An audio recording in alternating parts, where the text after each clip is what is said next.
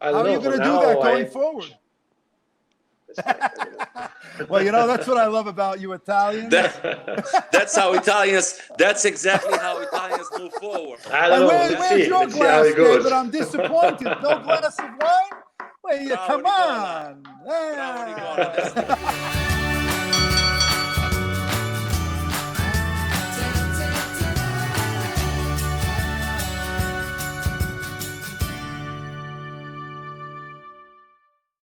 Welcome to episode 5 of The Alarmists, Conspiracy Theories and Coffee.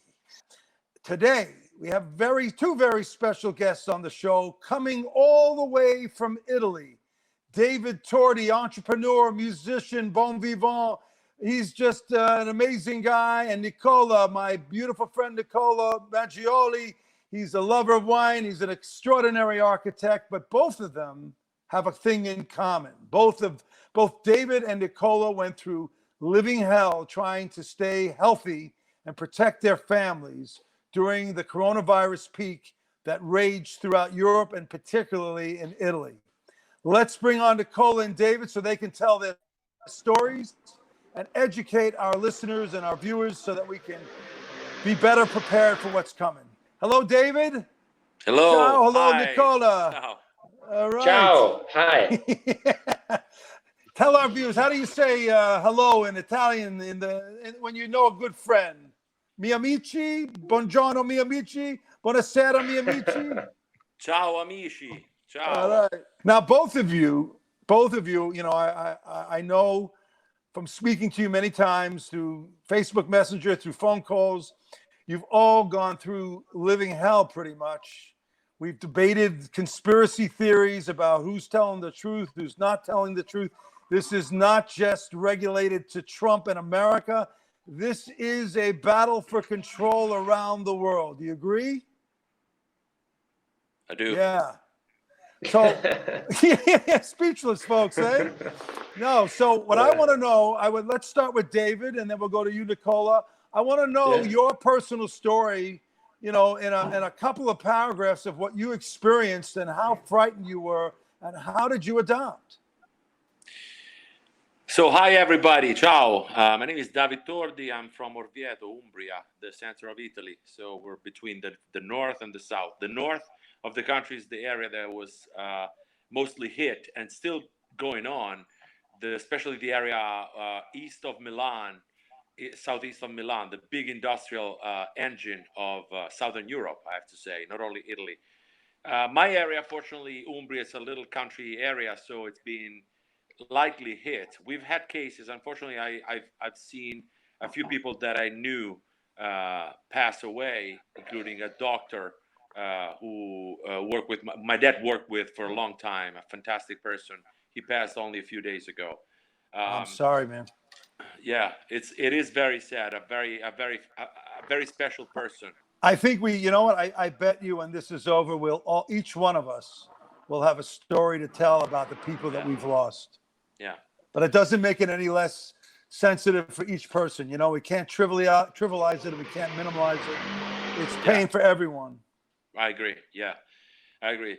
There has been a lot of pain, especially for us, not seeing directly the outcome of the virus in our little communities, but in the big areas of the north of Italy, especially again, southeast of Milan, seeing lines of trucks full of coffins of dead people that were not able to be told goodbye by her family is the most incredible thing, the most incredible in a bad way thing I've ever experienced in my whole life.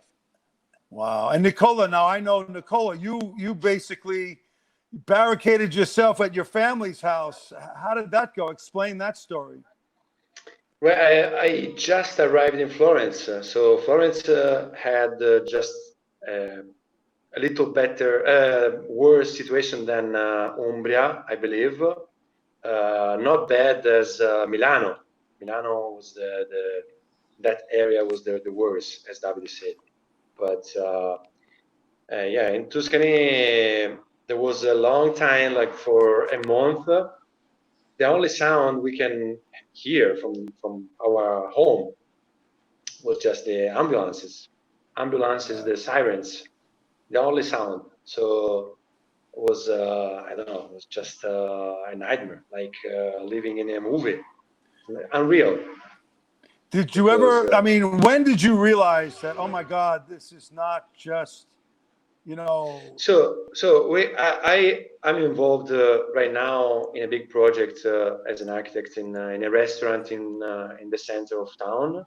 So that was, I mean, a way to experience also what tourists were doing. No, so because it's just attached to the old bridge in Florence, this restaurant. So the first meetings we had,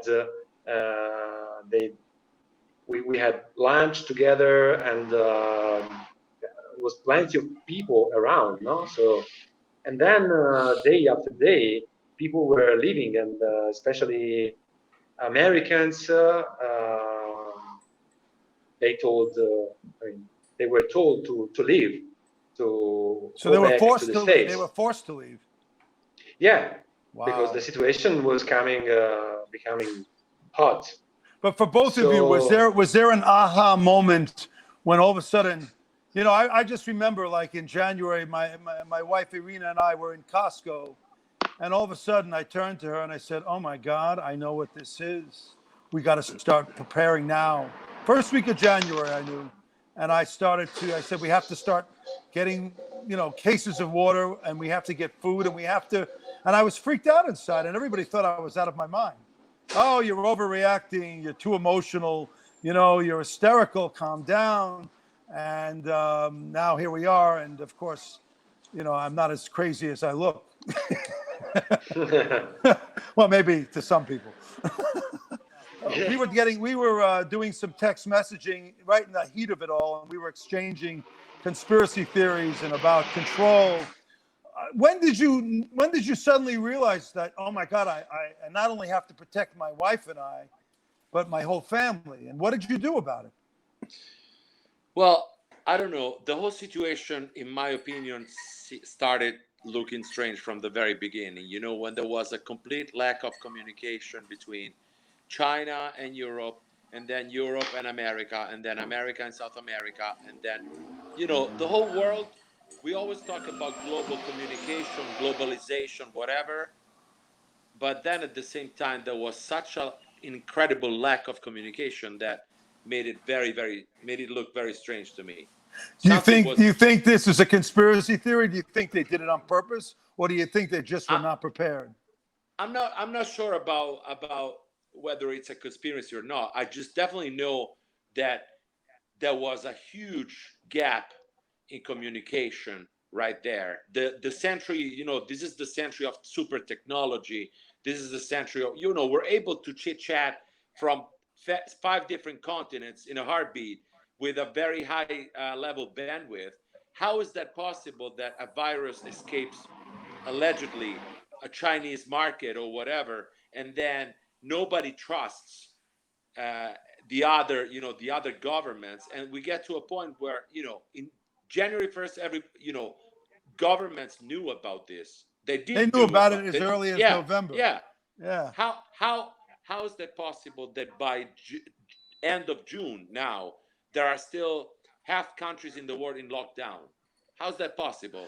So what do you think it is? I mean, you know, there's these conspiracy theories about Bill Gates, you know, wanting control. About it seems to be a battle of control, and you know, and I mean, look at the cover of CNBC's webpage right now. They're already talking about Trump's demise. Joe Biden is now way ahead, double digits. There's no way to come back. This almost seems like it's been so politicized.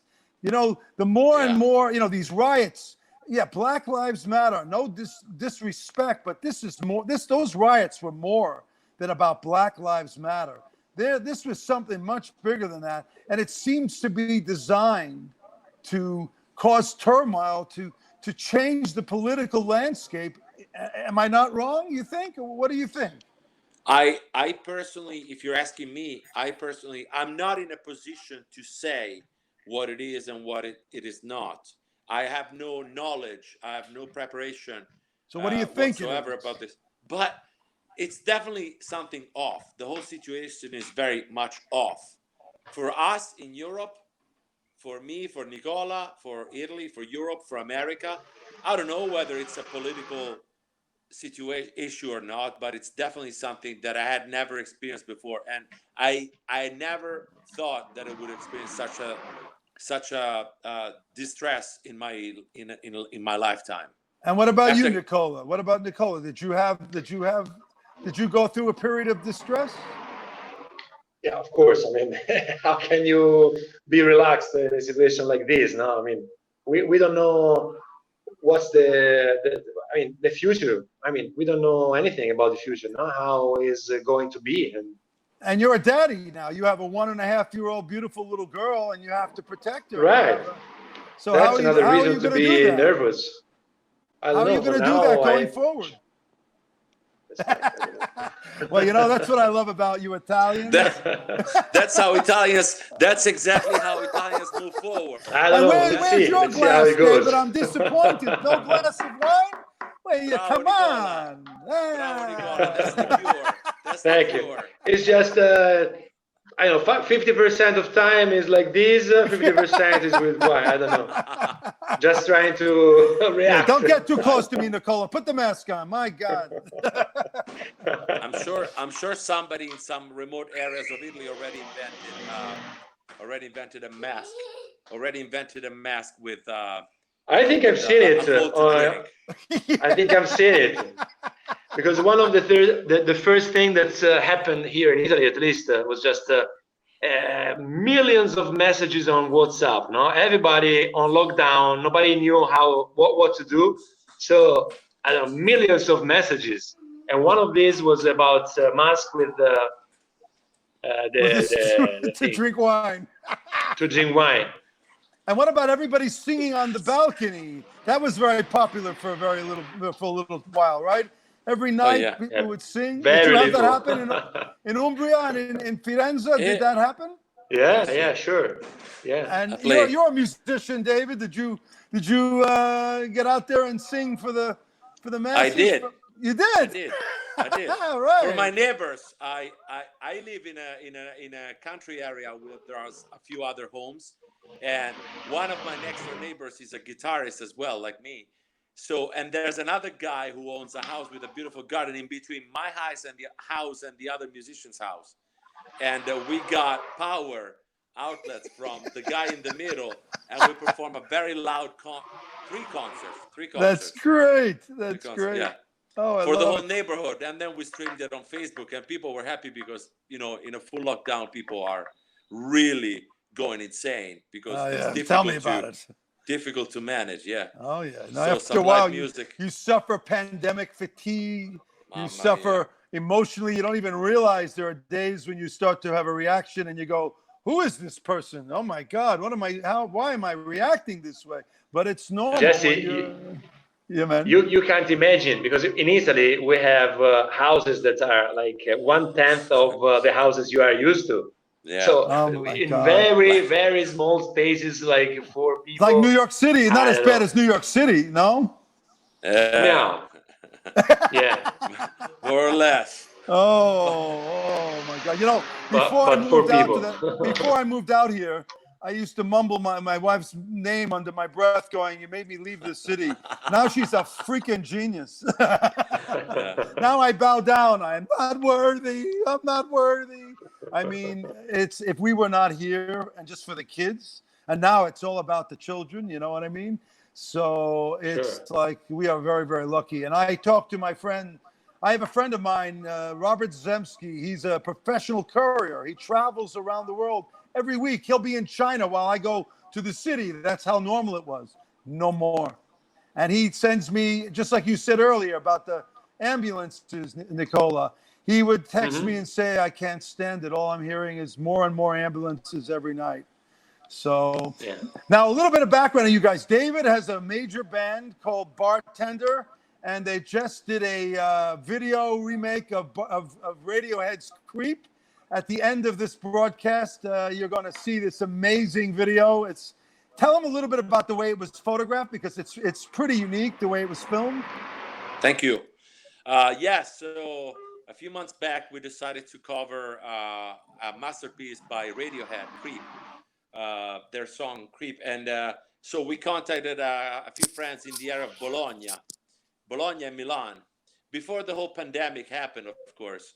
And we drove up to Bologna, to the valley of the Reno River, outside of Bologna.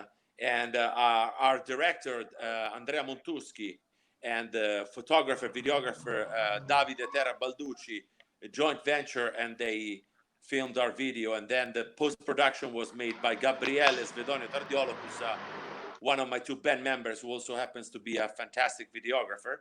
So the photography is by Davide Terra Balducci, the direction by Andrea Montuschi, and the post-production by Gabriele Tardiolo. Well, you killed it, man. That video is fantastic.